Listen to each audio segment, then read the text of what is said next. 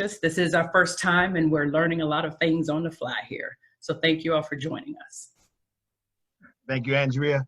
I feel compelled to share with you all what the definition of a minority business is as we move into our discussion, because we really are passionate about creating supports and developing supports and strengthening relationships for the support of minority businesses.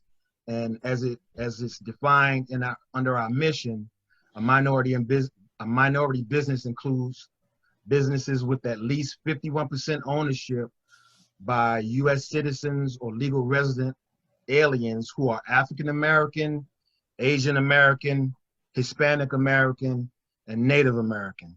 And we pull our definition from the Virginia Department of Small Business and Supplier Diversity. I just wanted to share that with you. Glad to see so many faces in the building, so to speak. But now I would like to open up the conversation to each of our panelists. They'll have up to 5 minutes to talk about their organization, what their services are, and how they pertain to the resources or the information for minority businesses in our community.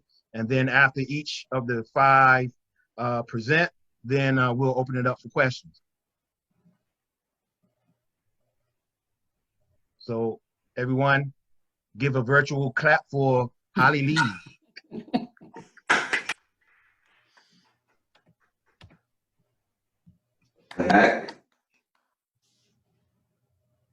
All right, everyone, can you hear me okay? Mm-hmm. Okay, so my name's Holly Lee, as Quentin said. I'm with the City of Charlottesville Office of Economic Development. We have been working very hard to try to come up with some new opportunities for access to capital for city businesses in light of COVID-19. Accessing capital is always critical for small businesses and city businesses in general. But right now, given the fact that so many businesses are having to either close their doors because they're considered non-essential or drastically diminish their operations, it's even accessing capital is even more critical now. So I'm going to go over a couple of programs that we have. We're getting ready to roll them out.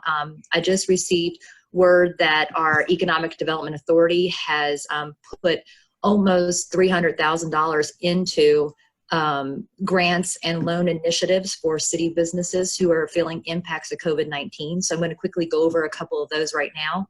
I do have the links on the side. So when we roll these out, which will be tomorrow and then over the next week, you will be able to go to our website and click on the grant application or the loan application links. So the first one is called BRACE, and that is Building Resilience Among Charlottesville Entrepreneurs. It's a subset of our traditional ACE program that we've had for almost 8 years in the Office of Economic Development. It is a grant program, which means that businesses do not have to pay back the money. The BRACE program will roll out tomorrow and applications will become available online.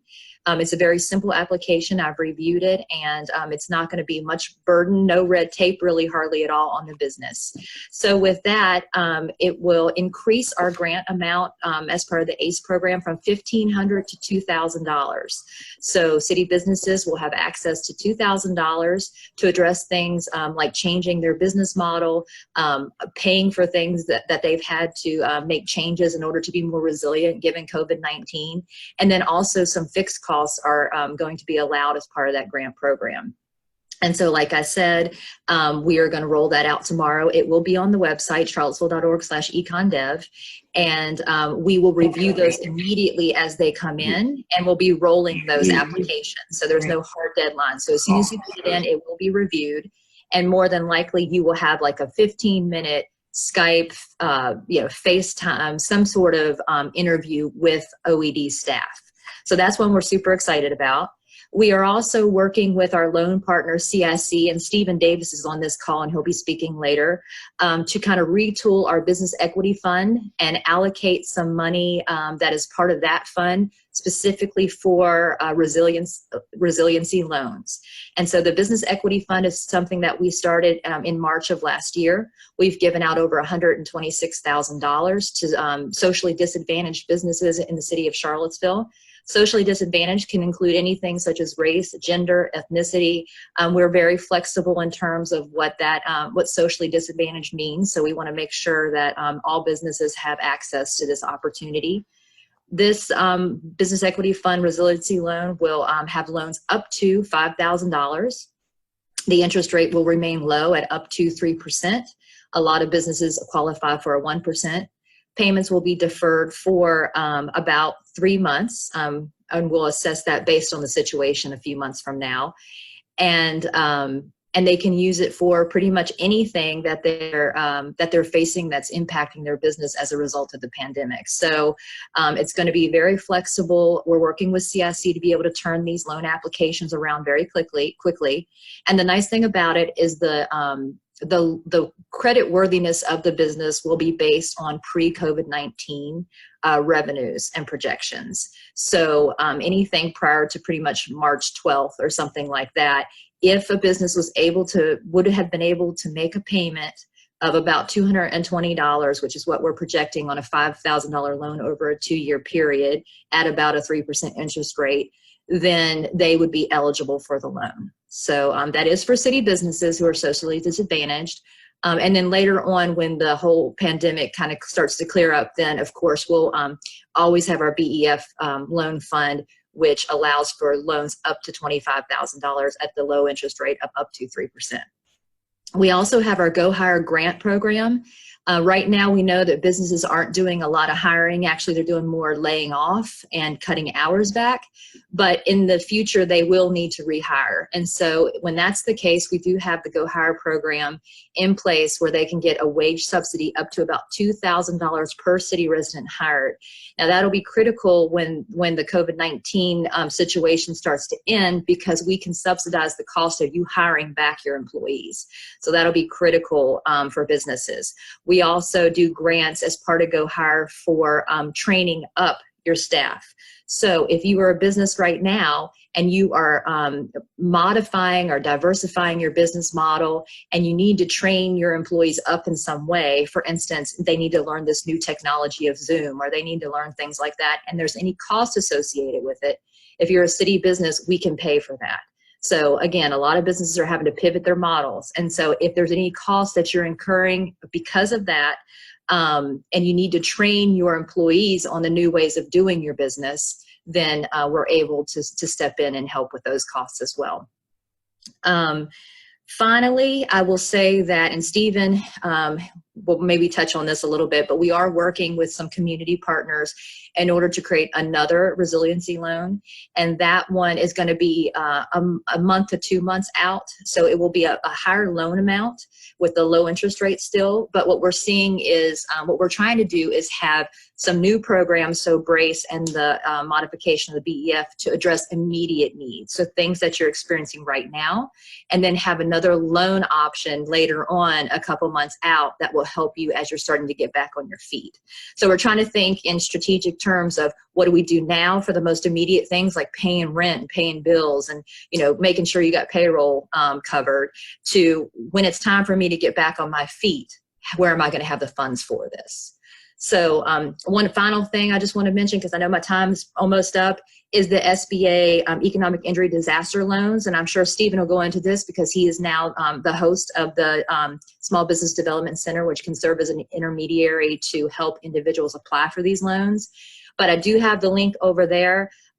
Loans up to $2 million secured, up to $25,000 unsecured. There's also a $2,000 grant component to that. So even if you apply for a loan and you are not approved because you're not eligible for some reason, you will more than likely still get that $10,000 grant that you can use towards things like, you know, rent, utilities, paying off debt, things like that. And so it would be in everybody's best interest to try to apply.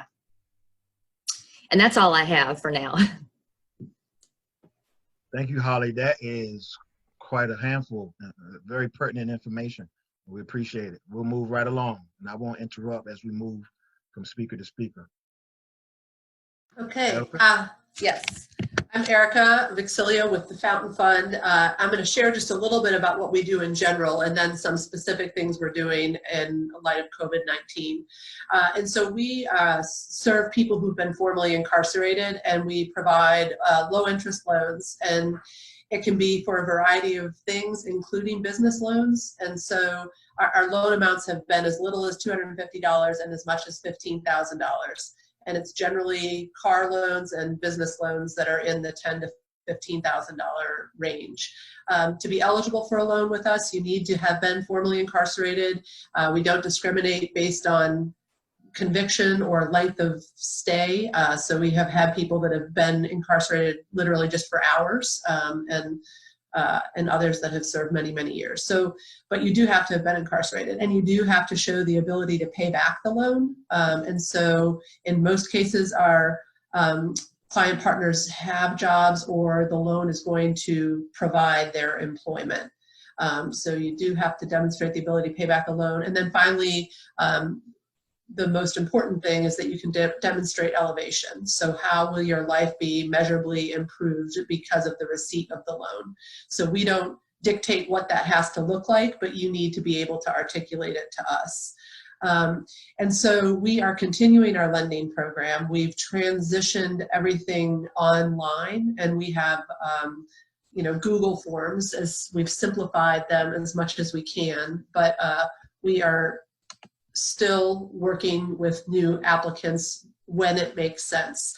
And then for our existing client partners, we have instituted two new things. One is an emergency assistance fund. This was actually established by our client partners. They applied for and received a grant from the Community Foundation to seed an emergency assistance fund. This happened prior to COVID-19, but we've expedited the launch of that, and we have a simple online application. Again, though, this is just for our existing client partners.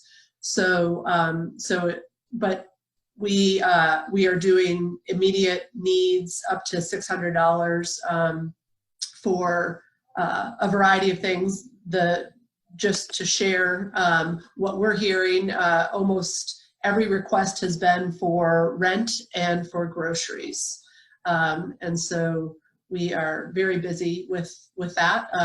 And then the other thing we're doing is loan payment relief. So we report to all three credit bureaus, and so we were concerned about the impact to the credit repair that many people are taking very seriously, which is great that they are. And so we've established loan payment relief so that if people are having a hardship paying their loan, we will pay it for them so that they continue to get the benefit to their credit improvement. So those are two things. I put the links on the chat box, but I do want to reiterate that at this time, those are both for our client partners only. But if people are interested in learning about how to get a low interest loan from us, our interest rate is 3 to 5%, and they have been formerly incarcerated, they can still contact us, and there's also a link about how to do that in the chat box. Thank you. Thank you, Erica.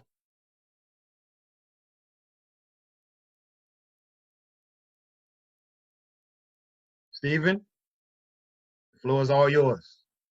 Sorry, I lost the order. Good afternoon, everyone. I'm Stephen Davis with the Community Investment Collaborative, or CIC. Our mission is helping under-resourced entrepreneurs start and grow small businesses. The kind of 20-second version of our overall programs, we run a 16-week entrepreneur workshop. So if you're thinking about starting a business or have an existing business and are trying to grow it, the workshop is a great opportunity to to explore that, see what's feasible, and learn some of the basics of running a business. We offer mentoring and technical assistance for folks who've been through the workshop, so working one-on-one as you take the next steps to grow your business. We offer microloans of up to $35,000 regularly, and to help folks as they're growing their business, and then lots of networking and market access opportunities. How do you sell to UVA or the state, or get your food products into Whole Foods and that type of thing. So that's the kind of quick version of what we do as a whole. We're with our kind of outstanding borrowers at the moment, we're providing some flexibility in the short term on, kind of pausing their payments and so forth, so everyone can figure out kind of how their business can evolve and what next steps will be. So we've done that already. We are also, as of January 1, as Holly mentioned, we are the host for the Central Virginia Small Business Development Center, or SBDC.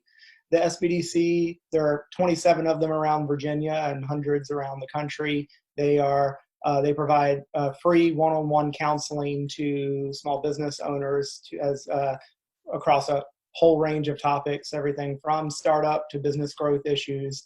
And then most significantly right now, they are one of the main partners with the Federal Small Business Administration to provide assistance in seeking support as related to COVID-19.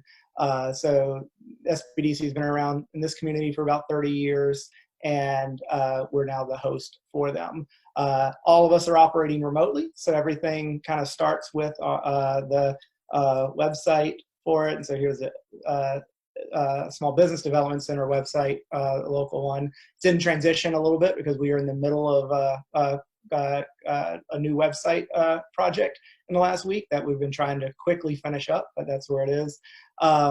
So there are a lot of things going on right now, and I think everyone's a bit on information overload. If you're like me, and just trying to sort through. And so on CIC's website, which is in the links a little bit further up, we have a resource page with lots of information on different programs and different things, just trying to keep it as much in one place and as updated as we can. So that's a great place to start in general. There's a few more of those around for businesses in the community as well. But that's the one that we pulled together. General kind of, before I get into the specific programs, a couple of general advice I think that apply anytime in the business, but are even more important now. Even while you're trying to figure out what to do, get your records together. If you haven't been keeping good records on financials, you need to kind of dive into that now and get them up to date, because all these programs are going to be asking for specific things, especially if you're going after some of the bigger support from the federal agencies and so forth. And so you're really going to need to have those things together. That includes tax returns, bank statements, other financial records. If you're going on some of the Paycheck Protection Program, will require some employment records and that type of stuff. So really, that's always important, but even more important right now if you're a little bit behind. Engage with your accountant, bookkeeper, if you have one, get some help for anywhere you can on that, just because it's so important. And when you start those processes, if you don't have that stuff together, you're just going to get lost really quickly. So that's kind of, I think, one of the first and foremost. Kind of programs and stuff that are out there, a few things, the just Friday, Congress and passed, and the president signed into law the CARES Act, which is a stimulus package. It's incredibly complex. There are a lot of things going on with it.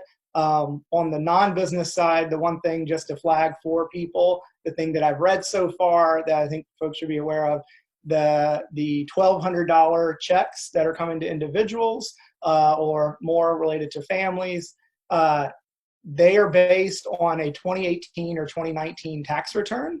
If you did not do a tax return in either of those years, you will not get a check. And so if you didn't do one in 2018, you have to go do one in 2019 now if you want to be eligible for a check. And even though the deadline for your tax return is pushed later, those checks are going to go out sooner, and if you haven't done either of those years. So if you're talking to friends or family who may not have had to do taxes in the last year or two for whatever reason, please encourage them to go ahead and do them if that would be beneficial. Obviously, talk to your accountant or so forth who can help you if you're unsure about it, but I just want to flag that for people. And that's especially important for folks who have college students or folks who are in college, either that you are a college student or you have kids who are in college. If they were a dependent on their parents' return, then that parent might get some support as the dependent, but the the student wouldn't. And if they just recently graduated, they might not have ever filed a tax return themselves. So just be aware of those nuances at the moment. Back on the business side, Holly mentioned a couple of the city programs, where we will be ready on the Business Equity Fund Resiliency in the coming week or so to take all of our applications now online. That's just, so we're going to be able to do that and facilitate that for as a partner with the city. The SBA EDL program, Economic Distress and Injury Loan Program, if I have the acronym correct. That's a loan program that you can apply for now. That program is going to take a while to get approvals and to get funded. Even if you had a complete application today, it's probably 3 to 6 weeks before any funding's coming from it. But once you complete your application, you can apply for I believe it's called a Emergency Economic Injury Grant. And that's going to be $10,000. That's a grant that does not have to be paid back. So if you're thinking that the loan is an option for you, go ahead and apply for that, and then apply for the grant. And then the grant you could potentially get within, excuse me, within 3 days. Everyone's sensitive when you cough now, right?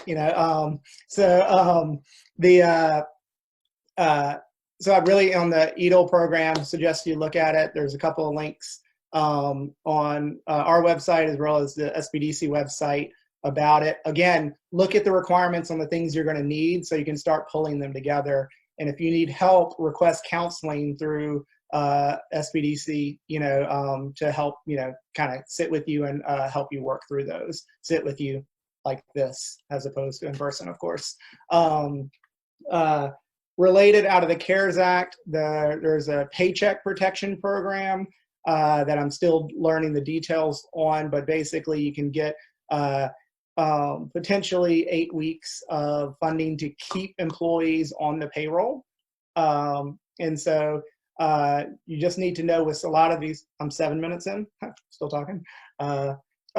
So be aware that you, that's another program that's out there.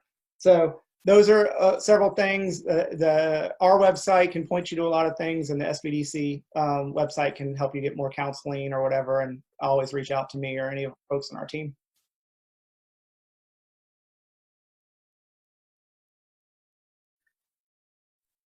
Thank you, Stephen. And if there's any more information that we may have cut you off from sharing, we can share. Make sure you can share it during the Q&A session. Yep, we'll do. Moving right along. Thank you. Hi, I'm Yolanda Harrell with New Hill Development Corporation. New Hill Development Corporation is an African-American social enterprise. Our sole purpose is to create more economic opportunities for African-Americans within the greater Charlottesville area. And so during this time, actually before now, the three things that we've always focused on is working with individuals to gain more access to capital by improving their credit score, working with them to, if they did not have a financial plan in place, to work with them to do that. For those that did have a financial plan in place but wanted to talk with someone that wanted to gain more insight as to other things they could be thinking about, we work with those individuals. So we work with a broad range of folks. It's not about where you are, but it's about where you're trying to get to. And so we are continuing that service during this period. Some of our partners that we've been working with in the past has been Fountain Fund. We are still supporting with our efforts there. We've also worked with Network to Work, doing workshops as well as doing one-on-ones with individuals, working with folks that are looking to put together a good plan for whatever their goals are, if it's home ownership, if it's business ownership, whatever it might be. And so we're continuing that through this time period. Essentially, all you need to do is go to our website, go to newhilldev.org, which has been posted in the chats, and you can go over to the financial page and schedule an appointment. And Bernard Whitsett will reach back out to anyone, whether it's you, whether it's someone on your team, Obviously, right now, these are very unanticipated times. And so some of us may not have been financially planning for this. Some of the relief efforts that others have mentioned that are underway, those efforts have not arrived yet. And so we need to be thinking about, how do we ensure to protect ourselves as we move forward financially. To Stephen's point, if you don't have your records together, this working with Bernard would be a great way to go about getting that, because there's a lot of records that we require that you put together in order for us to make sure that we're helping you see the overall picture of your financial state. And so, we would certainly be happy to work with anyone that is just looking for someone else to just, sit down and talk with them about, where they are and what these maybe next 90 days look like, what this next year looks like. Right now, there are one of our larger partners that we work with or that has supported us in the past is List Corporation. They just announced yesterday that they're putting together a $100 million fund that will be going out, and they will be utilizing their partner organizations to help disperse some of those funds. They will have a focus on minority communities, but they will also be focusing on small businesses as well as the individual. Since we are talking about businesses, one of the things that we need to be thinking about for those of us that are very small businesses, where we are either the sole proprietor or we do not have a payroll, we have independent contractors. One of the things that we need to understand is that the latest stimulus package did address that. It does not give a whole lot of details. We're still working to gain better understanding around what types of loans we would be able to qualify for, but it does address that, which it had not addressed it in the past.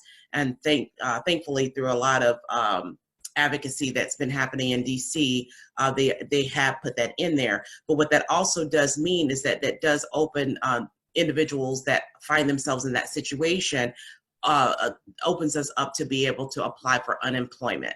So if you are currently not making any money in your business, this would be a great opportunity. Now, whether you will be approved for unemployment, that's going to be based on a state-by-state basis, and that's going to really be based on what the approval level is for Virginia for unemployment.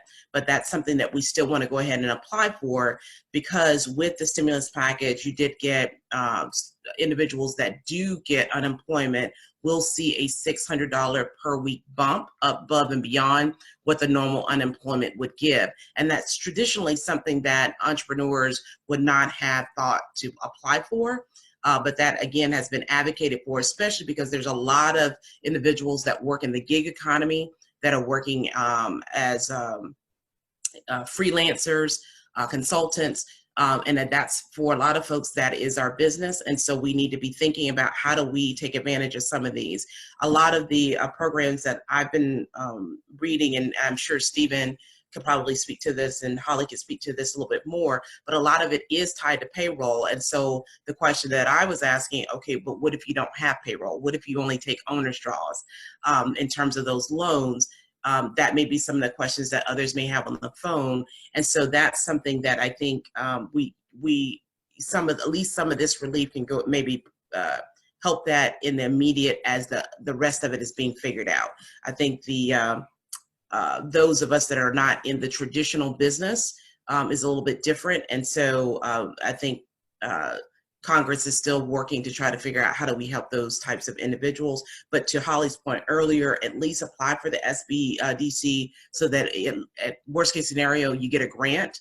And that is going to be something above and beyond what we are currently seeing. So the last thing I want to share with folks that they need to also remember, if you do have employees that may be employees that are either that have an ITIN, because maybe they are not legal employees or legal residents of the United States, I should say, but they do file taxes. One thing to keep in mind is that the stimulus checks do not apply to them.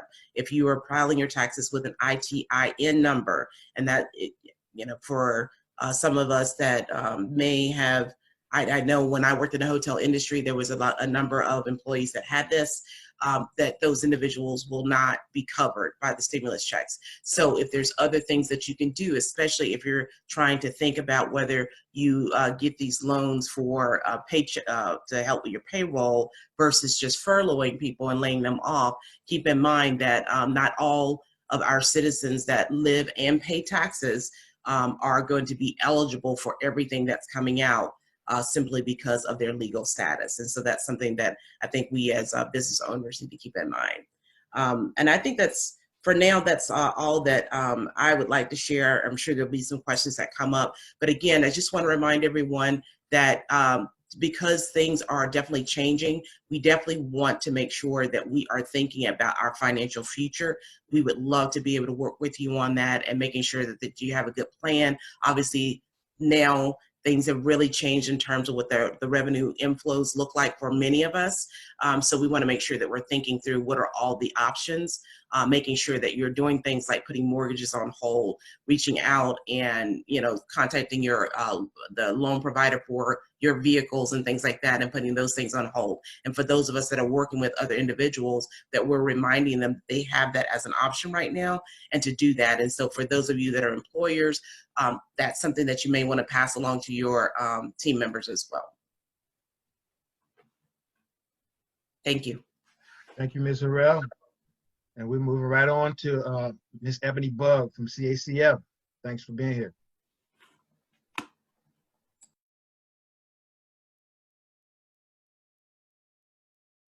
Hi, sorry everyone. There you go, you can see me.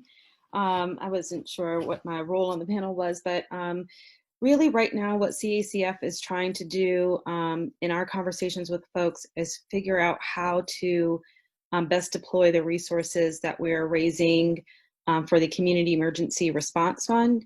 And we're doing so sort of in triage kind of way. And so right now we are offering resources to individuals in the community who are experiencing financial hardship.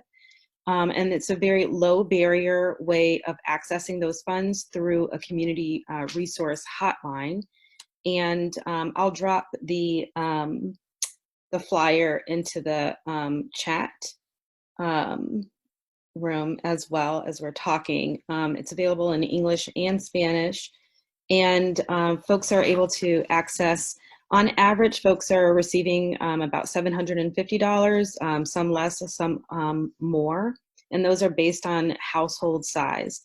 And so we've already experienced a high call volume from individuals, primarily like sole proprietors, folks that have a very small business, individuals providing like massage services, caterers, small time sort of sole proprietorships that that are looking for funding to tide them over until the stimulus payments come out. Also, as the different kinds of loan and grant programs are rolled out. We are looking, this is a short-term, solution to some of these issues, and really is meant to bridge a gap and to allow people to maintain their situation so that they can shelter in place appropriately and as recommended by the Centers for Disease Control and now by state mandate. A part of why I'm also here is to really listen to the Q&A and hear from business owners in the community regarding their long-term needs and what we're seeing as potential long-term needs, so that we can kind of pace ourselves and direct our funds appropriately. As you guys know, during the HEAL Fund, post August 11th and 12th, 2017, the foundation offered HEAL Fund grants to individuals, businesses, as well as nonprofit organizations. And we are in the process of vetting whether or not that's possible for all of our Enriching Communities grants.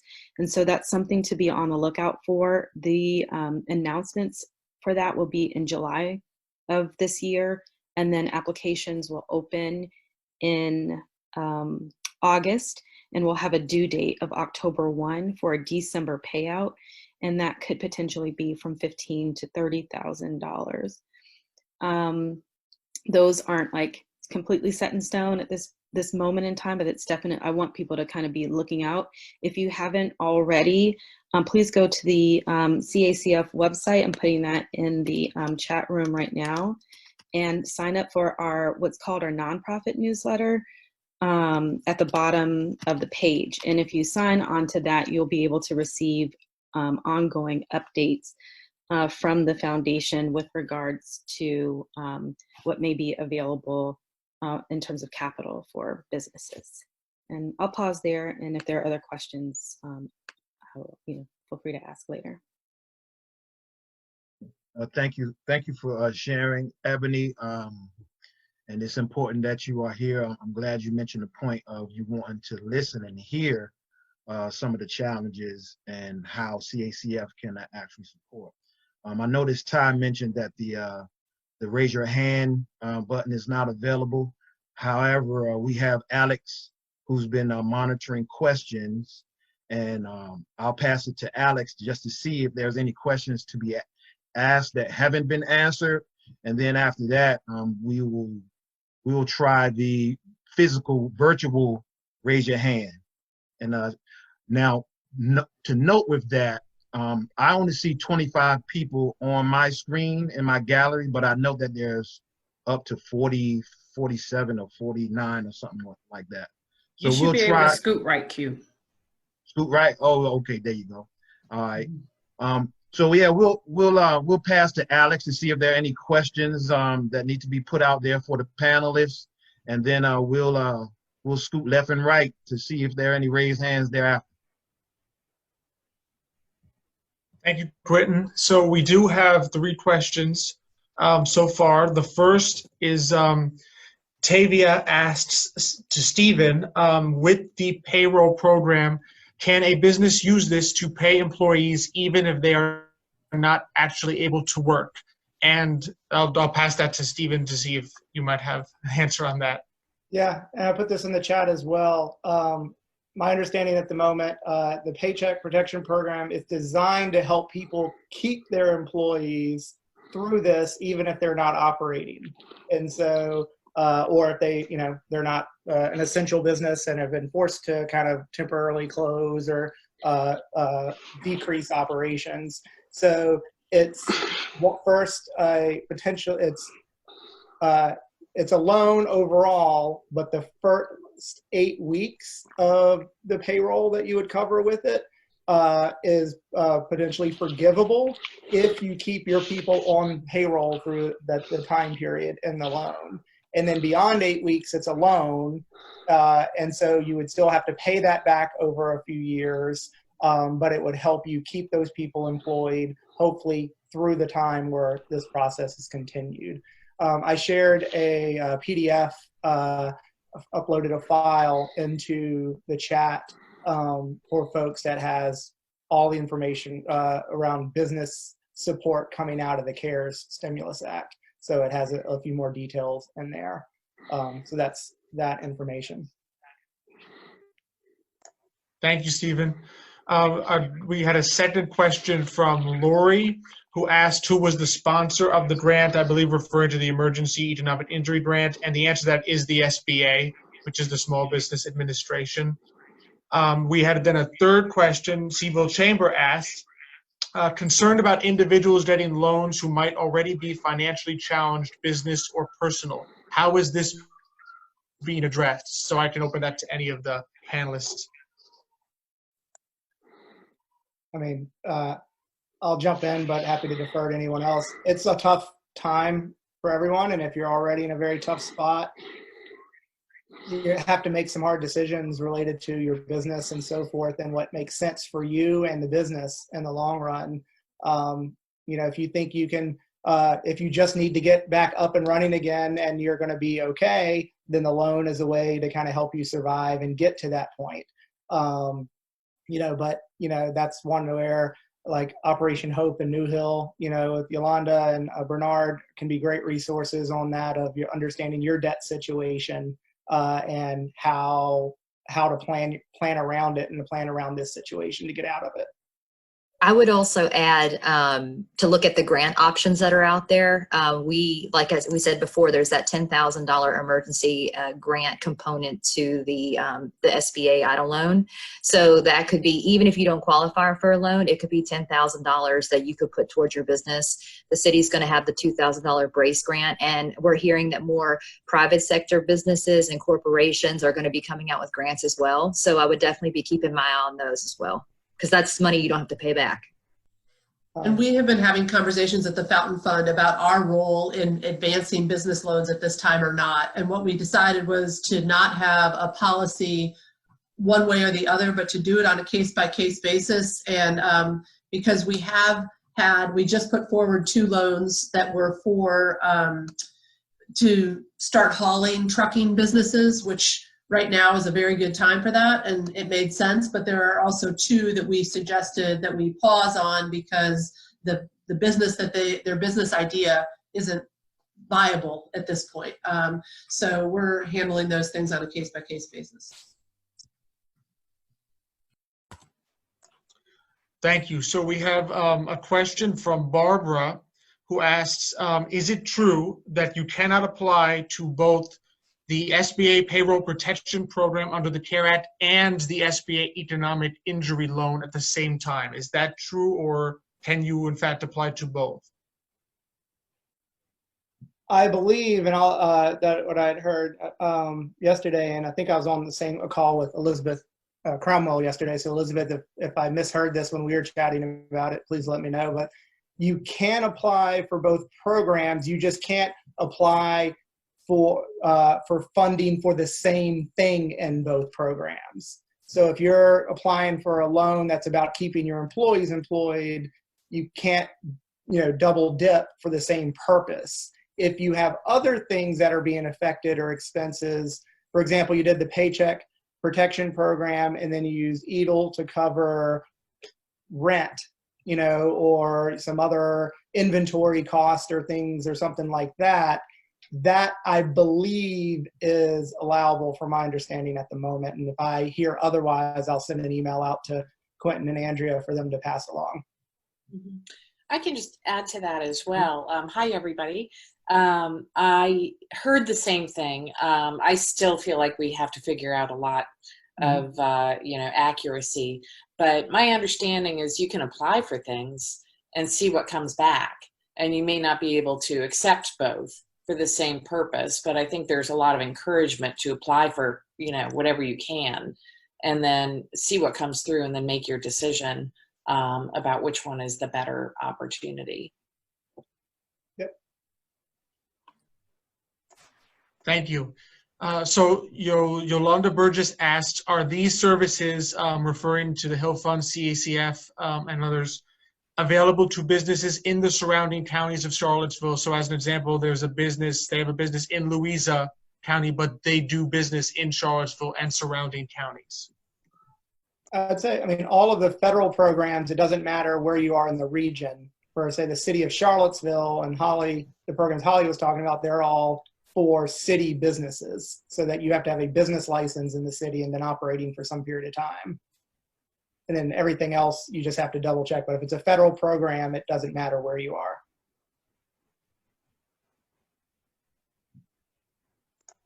Did I hear a question in there about the Heal Fund? I just want to make sure I was.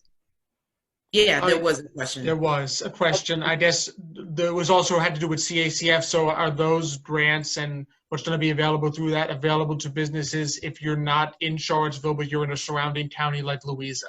That's a great question. So first, I just want to clarify that the Heal Fund is as a whole separate entity, but we're trying to figure out if we can institute some of the same principles into our regular programming.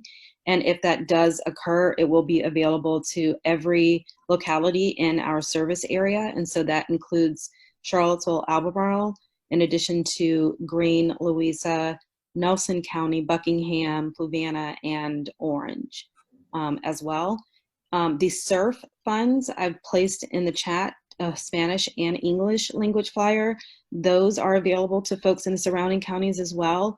Currently, the overwhelming majority of requests are coming in from city county. And so if you have counterparts in those localities, please push that flyer out so that folks, especially small business folks, can access those funds as well.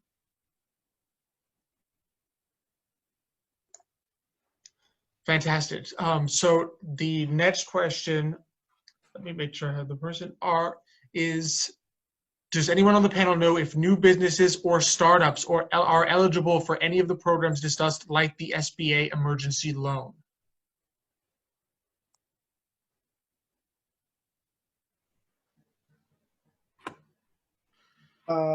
So I see for the, I know the Paycheck Protection Program part, businesses and entities had to have been operating as of February 15th, 2020. And so I think, and I haven't double checked that date for the EDIL program, but I think most of them you had to actually have been operating before all this started in February to be eligible. For any of the city programs that I've mentioned, you have to have been in business for 6 months. Thanks, Stephen and Holly. So Yolanda asks, for the Paycheck Protection Programs under the CARE Act, is this only for folks with payroll employees, such as W-2 employees, or can businesses with independent contractors also apply for that? I don't know. I was trying to see if I could see that quickly in the information. It doesn't.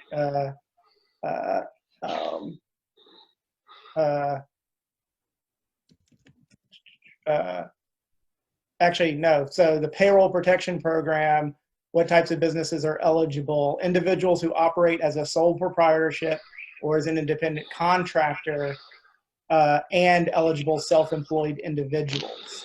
So it looks for like the Paycheck Protection Program, self-employed individuals would qualify.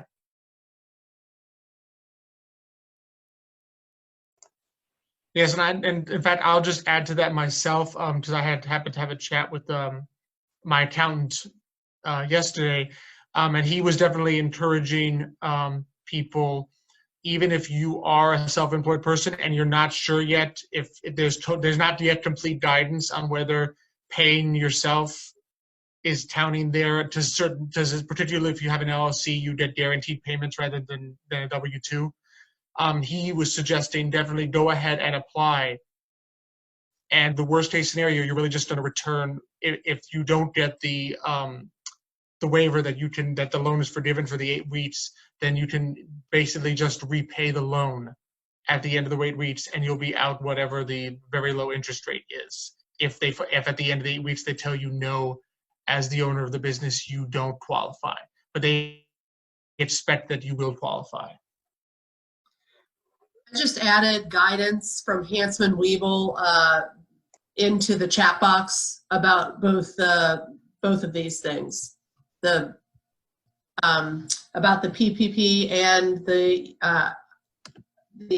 other one, EDL. Is that how you've been saying it? So their information is in the chat box now. Thank you.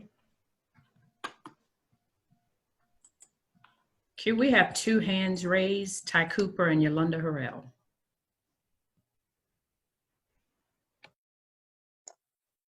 Okay, so I can't see their hands raised, so I'll let Quentin. Yeah, and I can't either. So whoever, I guess. I was first. Andrea. Okay. And is that the question that you have already got answered, Yolanda? Ty actually was first. Mr. Cooper? Yeah. Well, really, my question is there a place where, like a list of grants, like a one-stop shop for grants, may be readily available? I'm not interested in a loan. I mean, I've been impacted just like anyone else, or almost everyone else, by having contracts pushed off to an endless date. But so I'm not really in the need of a loan, but I'm definitely open to the grant options, which most people would be, as far as not having to pay it back. So is there a place where I can go to where it'll be a one-stop shop?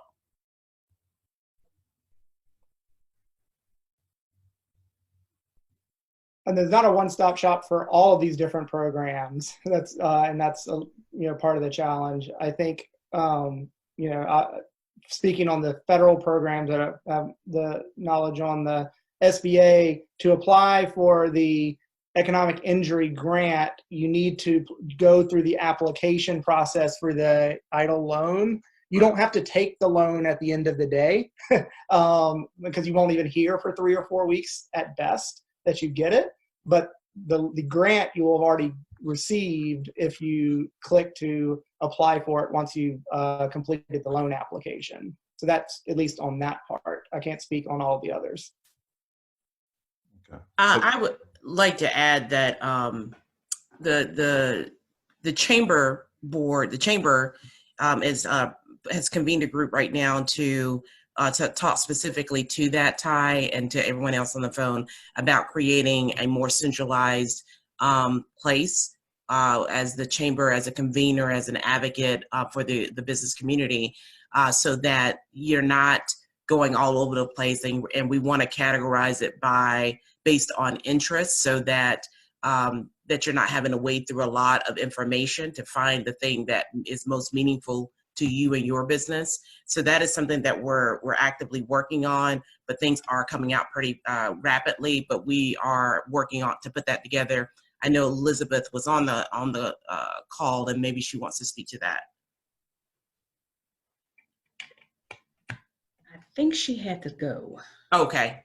Well, we had a meeting about that very thing yesterday, and so that is something as the chamber that we feel like is something that we should be helping and to lead the charge on, to put that information in a more concise manner so that folks can easily find the thing that is relevant for them. So if I, am in the technology, the community, if there's specific types of grants or loan opportunities that are available specifically to that industry or other resources, I may not want to weed through all of the things for, say the food industry that don't apply to me.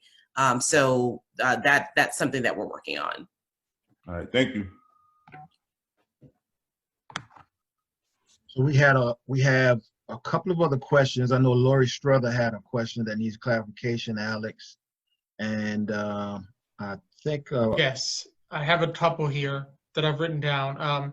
I'll answer quickly. So, Charles asked, will the chatbots be saved after the meeting is over? You can actually save the chatbots to your own computer. At the bottom of the chatbots, right where you would type the message, there's a little button that says file. And to the right of that is a little ellipsis with 3 dots. And if you click that, you can save the chat yourself. I think there was one question from, I believe, Libby asked, do we know what Albemarle County may be doing for county businesses? Alex, before that, there was a question just before that, Ms. Strother. What is that period of time? I'm not sure what that question is referring to. Ms. Strother, would you like to take a quick moment to explain what that question is referring to?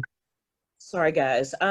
So the question is pertaining to small businesses, like very micro businesses, like Yolanda mentioned it. Like if you're a small business, like for instance, I'm an entertainer.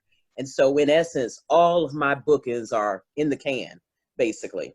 And so how does it, as far as the application for the loan and then the consideration for the grant, I'm wondering what things they are looking for, because I don't make a lot of money, but what little money I did make, I was looking forward to it. So that's what I was trying to get to as far as what things that they're potentially looking for. And if we don't know that answer right now, that's totally fine. So that was the essence of the backstory to the question. Can I respond?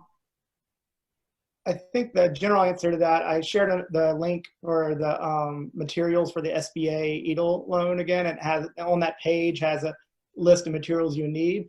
Basically, they're looking for pretty solid documentation that your business, meaning you're a performer, you had a business even as a sole proprietor, you actually received a certain amount of income and what income, and then what expenses and so forth that you kind of are trying to borrow to cover in the meantime, which is basically paying yourself plus any others.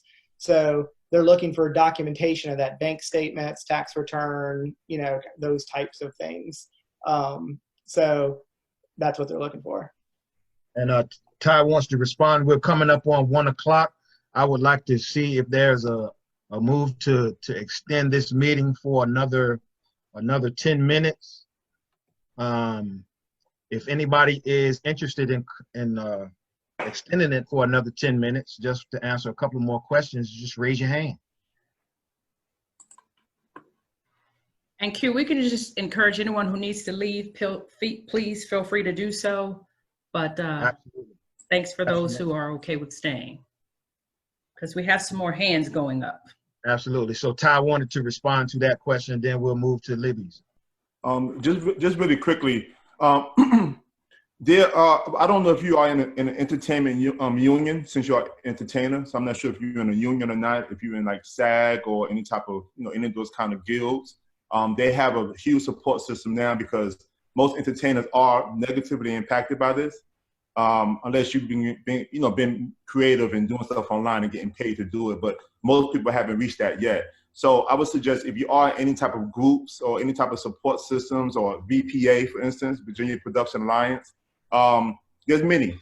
But you can go to these organizations even if you're not a member, and if you can show that you are an entertainer, then you may be able to get support. But I would suggest going online and do a search, because I'm a filmmaker and I get a lot of stuff coming to me all the time. I'm just not in that dire strait to want to use that. I'd rather someone else use it, because I'm pretty decent. You know, I'm okay right now, at least. I don't know how long this is gonna last, but so I have been tapped into those sources, but those sources are out there. You just have to do the due diligence. Especially if you're not in a union, then you're gonna have to do the due diligence, but they are definitely out there. So just Google it, because it's a really popular thing for entertainers right now to get the support. Thanks, Ty. Appreciate you sharing. I think the last question that I see, and you can correct me, Alex, was regarding what is Albemarle County doing in supporting, and I don't know. Anyone else? Kay just posted something. I would just say stay tuned. Like I know that's not an answer at the moment, Yeah. but I think there are conversations being had, then there's not anything public yet, but stay tuned. There is actually something posted on their website. I was looking at some very small business relief fund, but it looks like it's very specific. It has more to do with sanitizing, software, computer application, things that people may need to work from home and social distancing. And those particular grant opportunities are very few. It looks like there are 25 reimbursable innovative immersion grants. That's all I know about. I haven't heard any more, but that is listed on the page. My concern is when I've clicked on this application before, oh, it is up. It is a Word document, and if you guys click the link, it will take you directly to the page. But as far as I know, that's all there is, and it's a first come, first served basis. One of the things, again, that we talked about yesterday in the chamber board meeting was that's very thing that we're not necessarily hearing from all the major entities that really play a major role in our economy, such as the city, the county, the university. And so that's, again, one of the things that we are seeking to get information from all of those entities, and to really, Elizabeth is working to convene so that we can really get a consistent understanding of how all of those organizations or those entities are going to affect overall the overall economy, because they all play a major role. And that's one of the things that a lot of folks are saying, that we don't understand what this group is doing or what that group is doing, such as the county. The city has always been a little bit more proactive and active in terms of its assistance for businesses. And so, and we continue to see that at this time. hopefully, I don't know if Holly is still on the call. Maybe she's talked to her counterparts in the county and could potentially share with us what resources they may be assisting with. Yeah, so we have definitely been in conversation with them, and they are definitely recognizing the fact that things are going to have to be done for small businesses in the community at large, not just within the 10.4 square miles that the city of Charlottesville is responsible for. And so we are talking to them about possible partnerships, as Stephen mentioned. He's involved in some of those conversations. So just know that they are working behind the scenes and working on some things that should roll out within a month or two. So I see in the chat room Randy Bill mentioned about his rent and talking about not being able to go into debt to pay that rent. One of the things on our call yesterday that we had regarding the funds in the latest stimulus package that is there to help support businesses.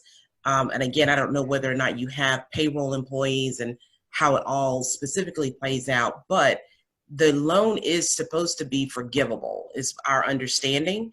And this is what was communicated on our chamber call yesterday, that it's 2.5 times the payroll so that you can have money to help cover your rents. But if it is supposed to be a forgivable loan, as long as you use the money for what it is intended for. So that may be something, again, that you want to, again, just apply for everything and see what you get. I mean, $6,500 is a lot of money. We don't have any money coming in. That's very significant. Definitely make sure you're applying for all the things that you possibly can, like with CACF and other types of organization with Holly, because those are there's a lot of grant opportunity out there where you won't have to repay before you consider getting into the loan situation. And Randy, I know you're a city business, so we will definitely reach out to you and talk about options and ways that we can offer additional support. So I have a question for everyone in attendance. Have you found some critical information that you find helpful for you, your family, your business? Nod your head, yeah. Raise your hand. Great, outstanding. That's part of the purpose. I really wanted to take an opportunity. We've a couple of our panelists that had to step off and move on to a next meeting, but we wanted to give them a great round of appreciation because they are representing the servant leaders of our community. And as we experience in this conversation, we don't have all the answers, but when we put all our minds together and all the expertise that's in our community, and when we come together, we can come up with some solutions that are very important that can help us survive, but also help us thrive. I know in my email, I've gotten a whole lot of news and everything. I've heard the words unprecedented and challenging and troubling and uncertain. But from the Minority Business Alliance's vantage point and from my personal vantage point as an entrepreneur of color, what I want to encourage and instill in our group is innovation, resilience, focusing, and opportunity. We're entrepreneurs, and entrepreneurs thrive off of creating solutions for problems for our people. So I bid you all good health, be safe, and look for the opportunity and take advantage of applying for everything and preparing for the future. If anybody else doesn't have anything else to add, Kay, Alex, Andrea, we can adjourn. No, just on behalf of the chamber, thank you all. Thank you all to the Minority Business Alliance for hosting this, and we appreciate you. And to our partners, we appreciate you, and just we'll get through it, y'all. We're here for you.